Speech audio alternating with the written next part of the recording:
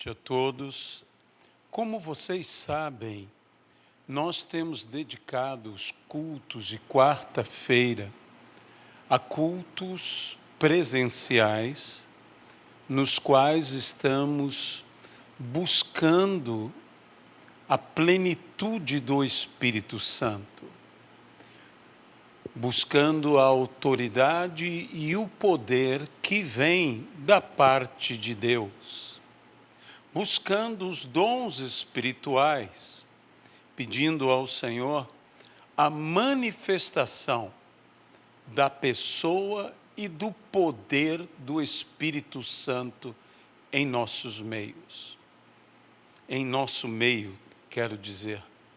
Por isso mesmo é que nós decidimos não transmitir esses cultos, visto que queremos dar liberdade ao Espírito Santo para a manifestação dos dons espirituais, seja no falar em línguas, no interpretar, no profetizar ou qualquer outro dom, e na manifestação do sobrenatural de Deus em nosso meio.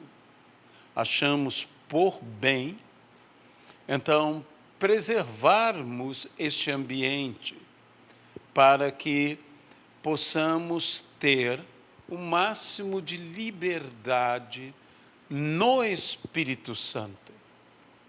No entanto, sabemos que muitas pessoas têm o costume de acessar o nosso culto neste horário. E por causa disso, nós colocamos estudos bíblicos. Também é uma oportunidade de que várias pessoas de nossa igreja, já crentes maduros, servos e servas do Senhor, aprovados, possam compartilhar ensinos bíblicos, estudos bíblicos para com todos através desta mensagem de estudo bíblico nas quartas-feiras. Hoje cabe a mim trazer esta mensagem, este estudo dentro das Sagradas Escrituras.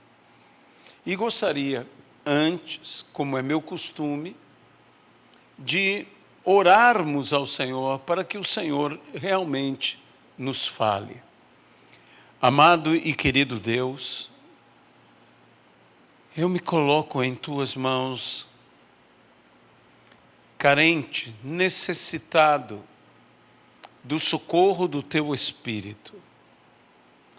Que o Senhor venha a nos iluminar, ó Espírito Santo, para que possamos ser esclarecidos a respeito das Sagradas Escrituras e dos ensinos que nela existem.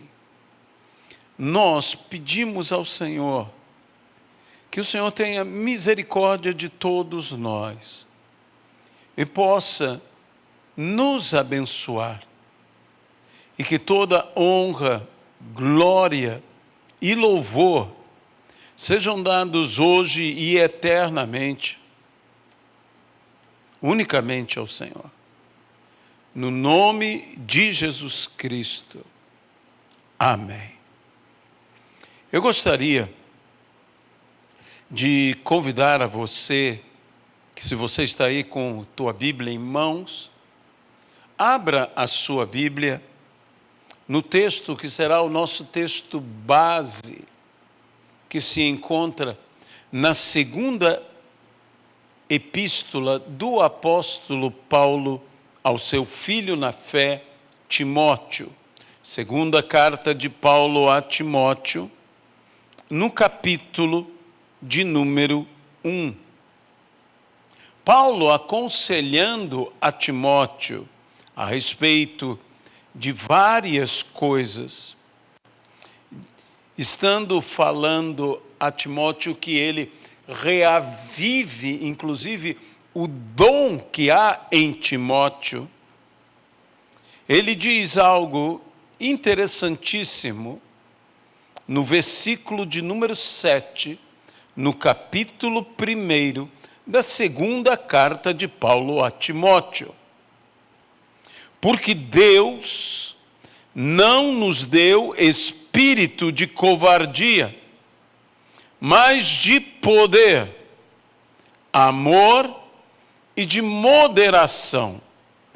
Porque Deus não nos deu espírito de covardia, mas de poder, de amor e de moderação. Deus tem nos dado um espírito que é oposto ao medo. Um espírito que vem, de fato, do amor, pois o amor lança fora todo o medo. Esta coragem injetada por Deus em nossas vidas, esta coragem se manifesta de uma forma trina: poder, amor e moderação. Nós entendemos o que é poder. Não é uma mera energia, mas algo que vem como fruto ou consequência de autoridade. Cristo, falando aos seus discípulos, depois da sua ressurreição, disse: toda autoridade me foi dada nos céus e na terra, ide, portanto, e fazei discípulos de todas as nações. A palavra do Senhor, então, nos mostra que Cristo falou, em primeiro lugar, autoridade, porque a autoridade somos enviados. Mas ele disse também: esperai até que do alto sejais revestidos de poder, ao descer sobre vós o Espírito Santo. Mas recebereis poder, é o que a Bíblia diz, ao descer sobre vós o Espírito Santo, e sereis minhas testemunhas. Temos autoridade, e na autoridade na qual fomos autorizados a transmitir esta palavra, recebemos poder. Ora, aquele centurião que manifestou uma fé extraordinária, que surpreendeu ao Senhor Jesus, o surpreendeu porque compreendia o que era autoridade. Ele disse: eu também sou homem sujeito à autoridade. Por isso eu digo, fica e ele fica. Eu digo, vai e ele vai. Por quê? Não porque meramente tenho autoridade, mas porque estou sujeito à autoridade. A autoridade que eu tenho vem da autoridade que me autorizou. E nisto eu tenho poder. Advinda desta autoridade. Poder para ordenar, poder para dizer fica e ele fica, poder para dizer vai e ele vai. E assim nós devemos saber que nossa autoridade vem de estarmos sujeitos à autoridade de Deus, porque não há autoridade que não proceda do Senhor. E nisso temos poder. Temos esse poder para pregarmos, para sermos testemunhas de Jesus Cristo, e Deus tem nos dado um espírito de poder, esta coragem que nos encoraja, que exorta-nos, que injeta em nós coragem, ela se manifesta num espírito de poder, mas também num espírito de amor. O amor que, como eu já disse, lança fora todo medo, que tudo sofre, que tudo espera, que tudo crê, que tudo suporta e tudo espera. Esse amor que jamais acaba. Deus nos tem dado um espírito de amor, porque nisto também conhecerão que somos seus discípulos se tivermos amor uns pelos outros. Excesso de poder pode criar autoritarismo, e excesso de amor muitas vezes nos leva a um sentimentalismo, de modo que essas duas atuações, poder e amor, se equilibram. Até mesmo o poder da verdade deve ser manifestado em amor, falando a verdade em amor. É o que a Bíblia nos ensina. E até mesmo a Bíblia nos fala, irai-vos e não pequeis. E a pergunta é, como alguém pode se irar e não pecar? Ora, a Bíblia diz que Jesus, saindo e vendo as multidões, e sabendo que as multidões tinham seguido, não porque tinham se arrependido, ouvido e se arrependido, mas porque tinham comido dos pães e se fartado. A Bíblia diz que Jesus indignou-se, mas também diz que compadeceu-se. Nesse equilíbrio de sentimentos, indignação e o compadecer, é que alguém pode se irar e não pecar. Não é apenas manifestação de poder, mas manifestação de amor. E que tudo isto é equilibrado por meio da moderação.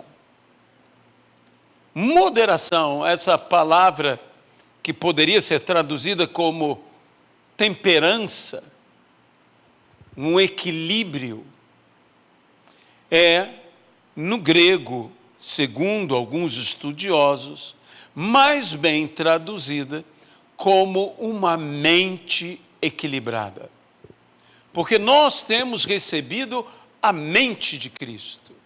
E essa mente moderada, essa mente equilibrada, essa mente temperada, sabe manifestar tanto o poder como o amor nas doses corretas, na maneira certa, da forma acertada. Nós precisamos, portanto, deste equilíbrio entre poder, amor e moderação.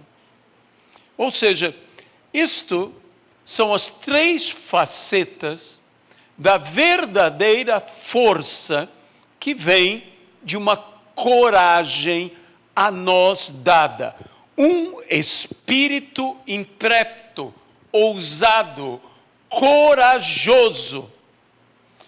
Paulo diz que Deus não nos tem dado espírito de covardia, mas sim de poder, de amor e de moderação. Esse sermos valentes do Senhor, pessoas de valor, pois isto significa o ser valente, pessoas de valor. De fato, nós necessitamos ter coragem para enfrentar as tarefas, acima de tudo, difíceis. Nós necessitamos estar cheios desta coragem, desta segurança que temos, que vem do fato de sabermos que Ele está conosco. Essa é a promessa de Jesus. Jesus nos disse: eis que eu estou convosco todos os dias. Dessa promessa que nos diz que não apenas Ele está conosco, mas de que Ele é por nós. E se Ele é por nós, quem será contra nós? Da segurança de que sabemos que isso tudo que vem de um amor extraordinário, que a Bíblia fala, porque Deus amou o mundo de tal maneira que deu o seu Filho unigênito, para que todo aquele que nele crê não pereça, mas tenha vida eterna. Este amor que nos assegura que é um amor imenso, de tal maneira. E aquele que não poupou ao seu próprio Filho, como não nos dará com Ele todas as coisas, tudo o que necessitarmos? Ele proverá. Coragem é o oposto de covardia, é o oposto de medo. Como o medo pode nos paralisar? Como o medo pode nos prejudicar? Como fobias hoje tomam conta de tantas pessoas. E nós necessitamos a manifestação do amor de Deus sendo derramado por nós. Geralmente nós temos a ideia de que essa coragem é fruto da nossa capacidade ou do poder que cada um de nós tem. Mas nós não estamos confiados em nós mesmos, nós estamos confiados naquele que nos ama, que vai muito além do que eu posso, do que eu consigo, até mesmo quando eu não posso, porque há coisas que para os homens são impossíveis. Eu tenho a certeza de que tudo posso naquele que me fortalece, que eu posso suportar todas as coisas naquele que me fortalece, porque para Deus não há impossíveis. Tudo é possível para Deus. Muitas vezes, como Josué, somos desafiados a exercer um cargo que antes estava com Moisés. E agora, como nós podemos? Nós não substituímos a um Moisés. Josué tinha todos os motivos para guardar certos temores ao desafio que se colocava diante dele. Mas Deus disse a Josué: sê forte e corajoso. Por quê? Porque tu farás este povo possuir a terra que sobre juramento eu prometi dar. Ele enfrentaria exércitos, com carros, com guerreiros. Ele enfrentaria cidades fortificadas, com muralhas, e até mesmo gigantes. Não tinha apenas um desafio, entenda isso. Ele não tinha apenas um desafio dele vencer, mas ele tinha o desafio de, além dele vencer, ele levar todo o seu povo, todo Israel, à vitória. Isso é um grande desafio. Eu não estou falando apenas de uma pessoa vencer. Eu estou falando de todos que ele conduz vencerem. Todos eles triunfarem. A coragem, como eu já disse e volto a repetir, ela nos leva a uma postura de ousadia. Você não deve esquecer jamais do que está escrito em Mateus capítulo 11, versículo 12. O reino de Deus é tomado por violência ou por esforço, e os violentos se apoderam dele. A ideia aqui de violência é um esforço violento, é um esforço brutal. Há um esforço brutal em se tomar o reino de Deus. E que nós, para alcançarmos esse objetivo, temos que nos esforçar violentamente. Nós temos dificuldades para sobrepujar nossos desafios, para alcançar realizações que sejam realizações sólidas.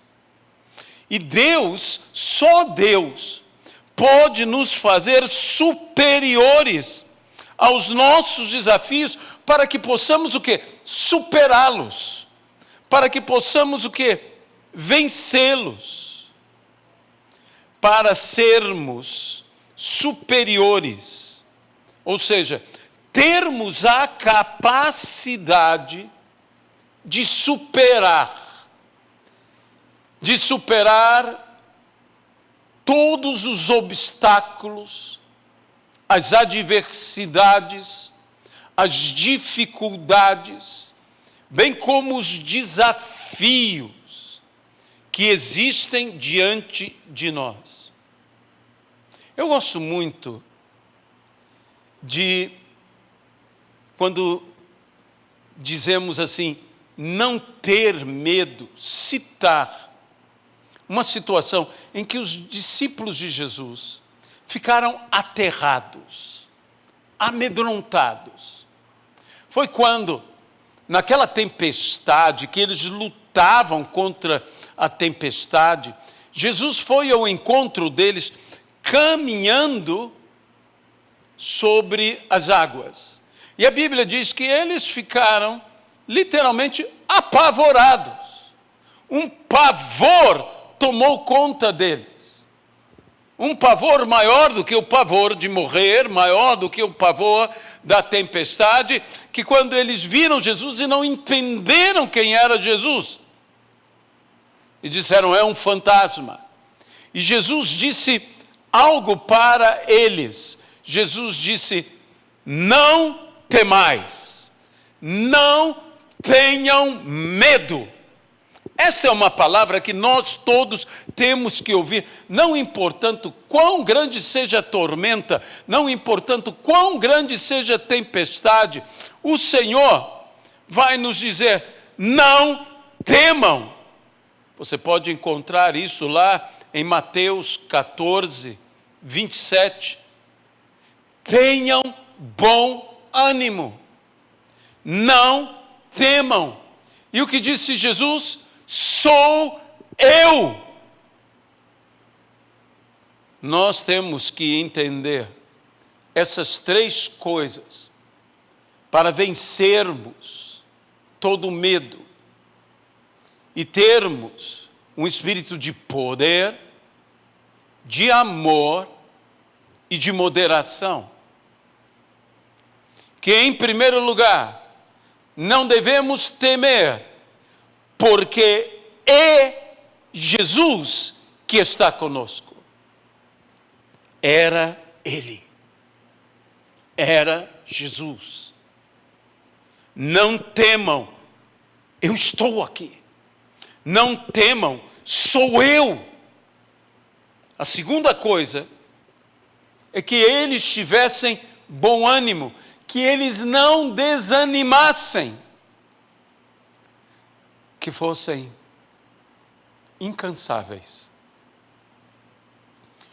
Como a luta contra aquelas águas bravias, contra aquela tempestade, deveria ter exaurido as forças. Eles precisavam de ânimo. O que é ânimo? É em si coragem. Jesus disse: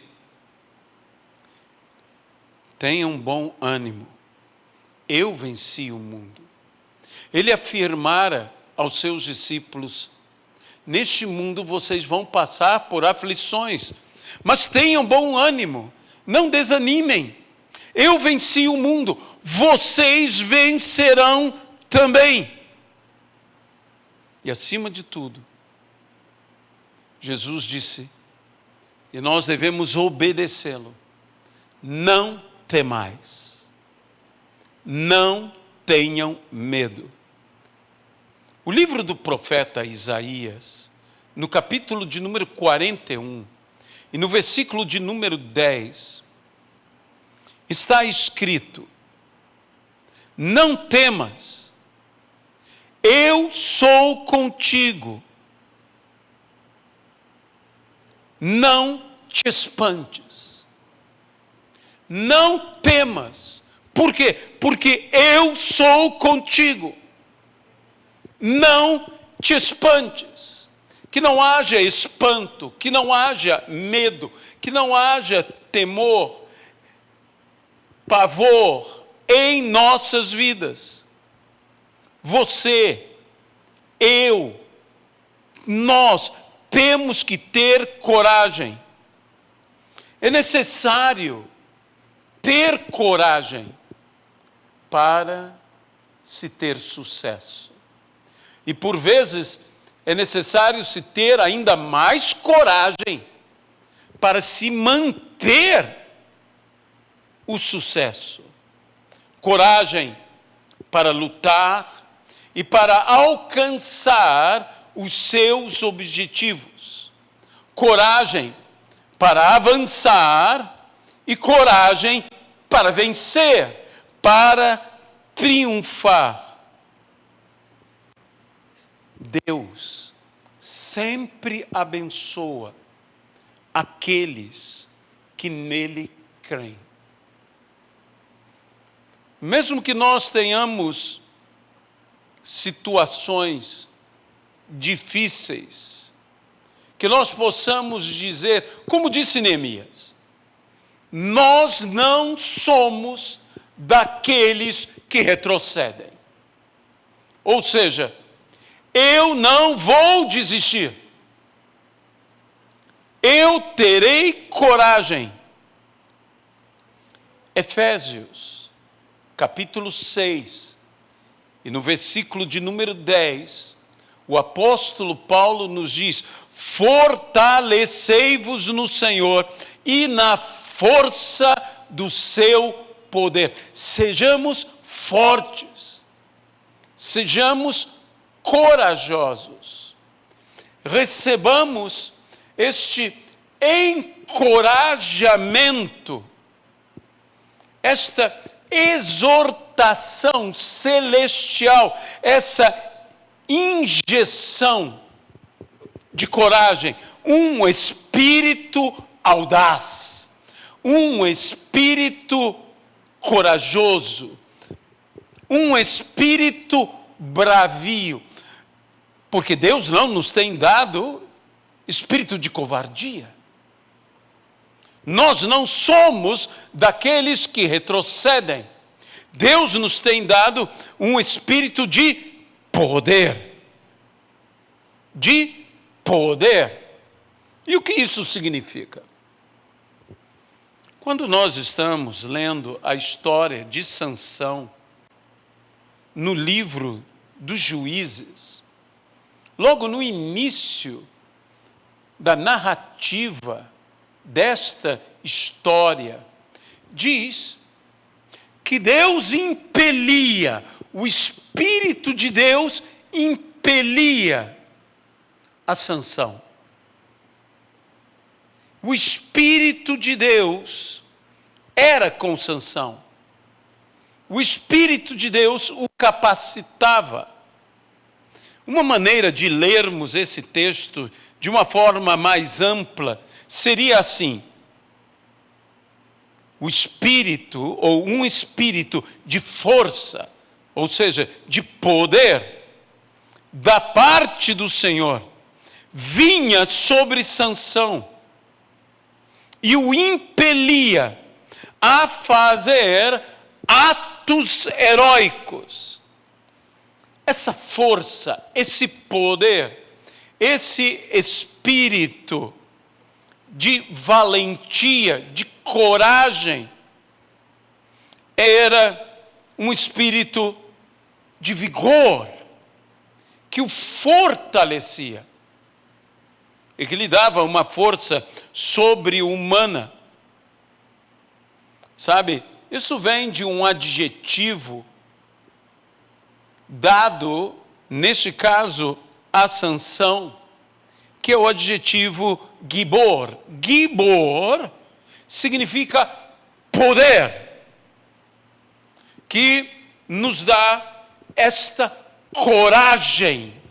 Esta não era uma questão apenas de força, mas de uma coragem que vinha sobre ele e que vem sobre todos os que corajosamente se deixam usar pelo poder de Deus através da fé.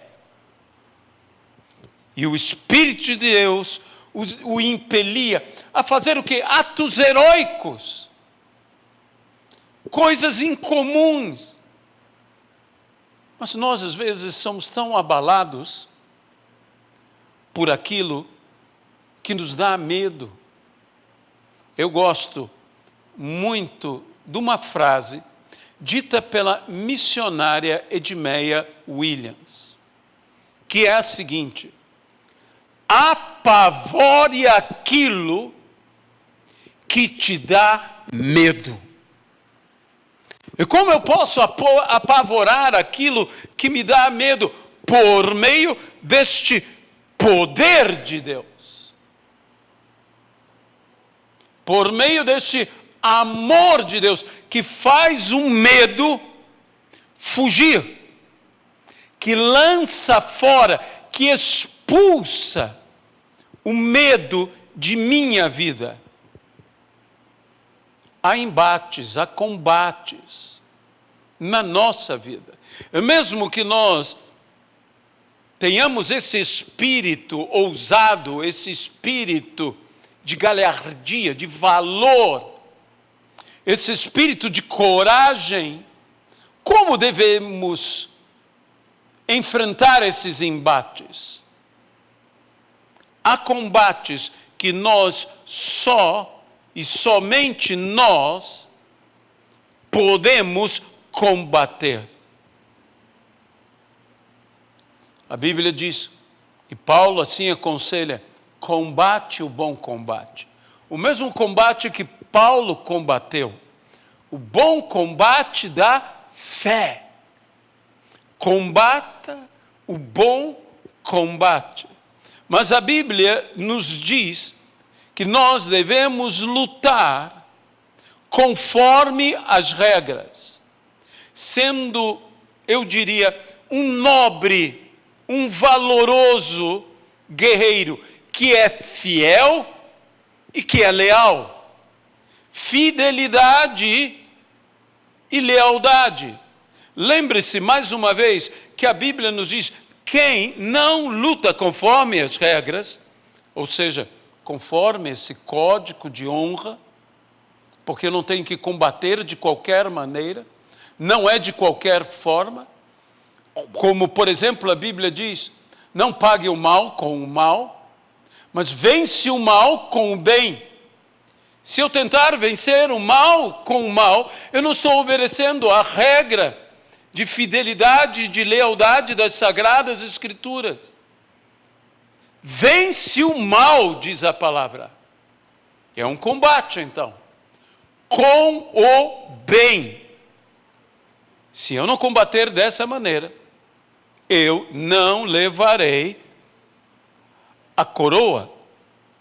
Lutar com fé, lutar com fidelidade, lutar com lealdade, sendo um nobre guerreiro da fé.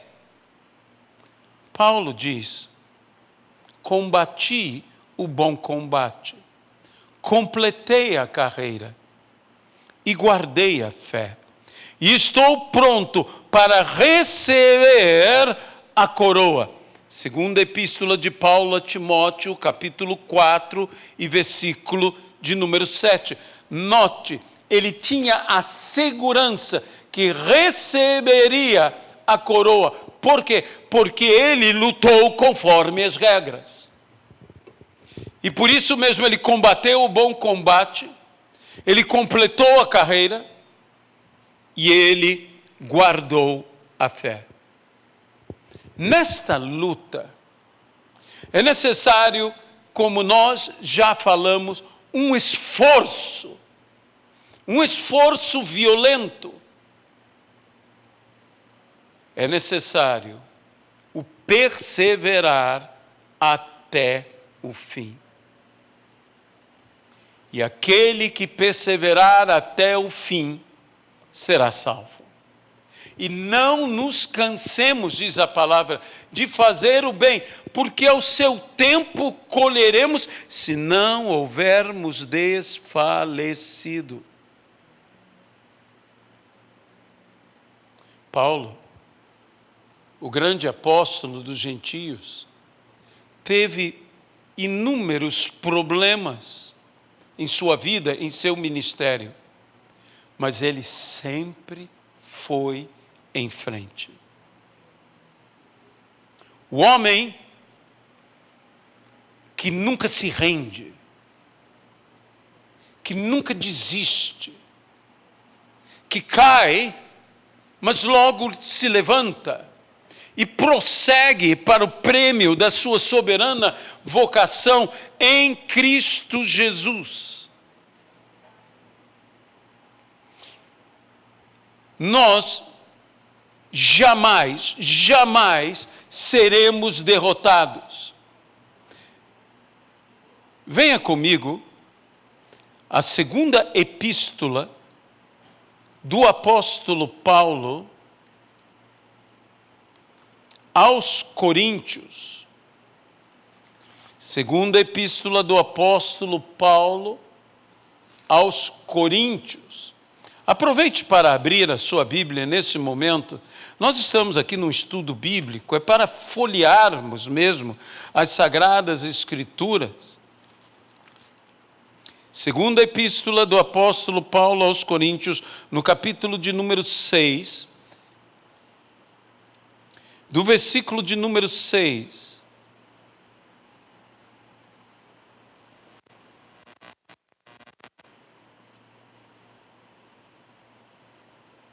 Até o versículo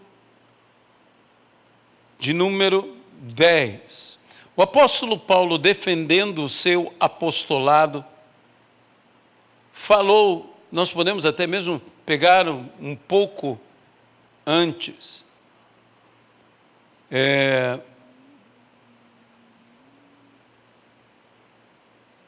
Versículo 4 até 10. Pelo contrário, em tudo nos recomendamos a nós mesmos como ministros de Deus, na muita paciência, nas aflições, nas privações, nas angústias, nos açoites, nas prisões, nos tumultos, nos trabalhos, nas vigílias, nos jejuns, na pureza, no saber, na paciência, na bondade, no Espírito Santo, no amor não fingido, nas palavras da verdade, no poder de Deus, pelas armas da justiça, tanto para atacar como para defender, por honra, por desonra, por infâmia, por boa fama, como enganadores, sendo verdadeiros, como desconhecidos, mas sendo bem conhecidos, como se estivéssemos morrendo, mas eis que vivemos, como castigados, porém não mortos, como entristecidos, mas sempre alegres, como pobres, mas enriquecendo a muitos, como nada tendo, mas possuindo a tudo. Sempre vencedores. Em toda e qualquer situação. E eu diria, como diz o apóstolo Paulo mesmo, que em Cristo Jesus somos mais que vencedores. Jamais derrotados. Somos em todas as coisas mais que vencedores em Cristo Jesus. Romanos capítulo 8 e versículo de número 37. O que é uma pessoa mais que vencedor? É uma pessoa imbatível, é uma pessoa invencível. É uma pessoa que jamais pode ser derrotada. E a Bíblia diz, para que tendo vencido o mal, permaneçamos inabaláveis.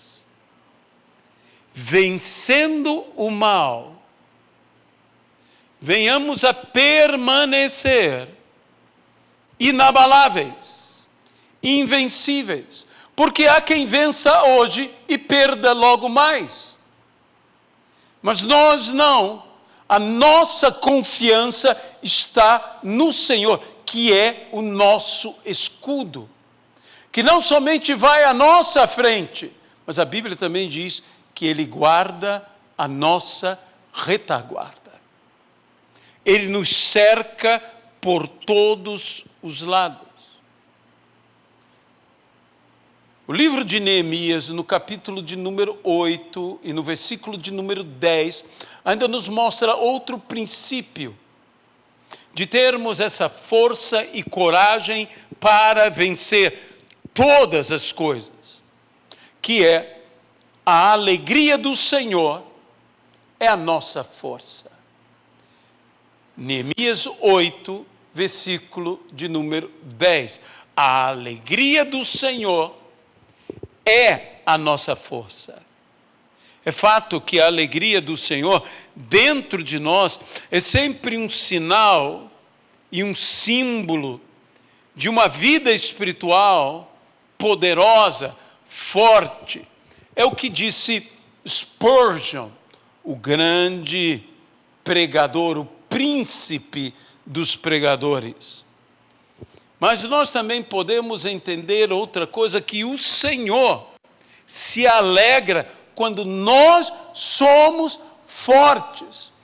Tanto a alegria dele é nossa força, quanto a nossa força também é alegria para o Senhor.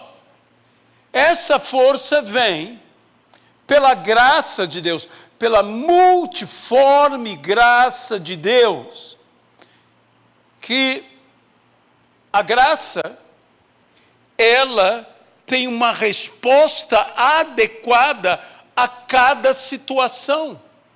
Não importa quão diferente, que forma diferente o desafio, a dificuldade, a adversidade, o problema, a tribulação possam ter, a graça de Deus tem a solução. Pois Deus disse a Paulo e diz a todos nós: a minha graça se basta, e o meu poder se aperfeiçoa na sua fraqueza. Porque na minha fraqueza eu manifesto a minha dependência dele. E então a graça do Senhor me sustenta. Aliás, essa força, essa coragem vem totalmente do Senhor. E quando estamos no Senhor, nós estamos com essa alegria, eu diria, com esse entusiasmo. E não poderia ser diferente. A palavra entusiasmado significa em Theos, em Deus. Se eu estou entusiasmado é porque eu estou em Deus. tanto eu quanto você, temos que aprender a estar no Senhor.